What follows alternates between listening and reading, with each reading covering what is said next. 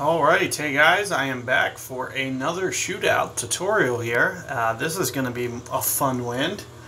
So, couple things that I want to make key notes of is I usually like to play about 20% extra wind here. On a straight wind like this, you see it's going to point much more aggressively towards mid-club, which is going to change your number just ever so slightly as to what you want to do. So make sure that you're not adding on 20% to max distance here. That's probably not the smart move.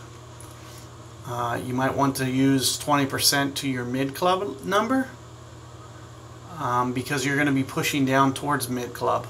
So first thing to notice is I like to set up to basically kind of hit this slope towards the hole. So I'm going to keep it just short of the pin here, as you can see, and I'll make this my landing zone.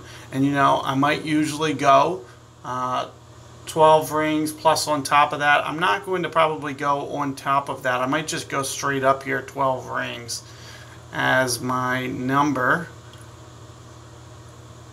So let me shoot for that and see what that looks like. Hopefully it's none too bad. Slow down, slow down. Did slam the pin. Probably could have used a couple extra rings, as you could see. No foul here as it hit the left part of the pin and kind of sat to the left of the hole. But definitely make sure that you're adding a couple rings. It's kind of a gray area because you want to pull back extra rings there, but at the same time, the more rings that you pull back, the more you're taking the ball out of the air more. So you just have to kind of find that fine line as to how much to go in terms of ring play there. An extra, my typical play on that, having nothing to do with for B52, it's going to be like 12 rings there on that 9-ish whatever ring wind. And you see, that's not factoring in the 20% extra or nothing. That's just kind of, on a strong wind like that, what I typically go just for the 100% number of that B52. So I just kind of played it straight up to that. A couple rings there would have done me favorably. Maybe 2 more rings to be on the safe side. 14 to 15 ring adjustment. If you were using Goliath, kind of same. Let me just try to work through this a little bit and try to help you out Goliath-wise. So Goliath is 2 per ring at max distance. So a 5 ring adjustment would be the typical adjustment there.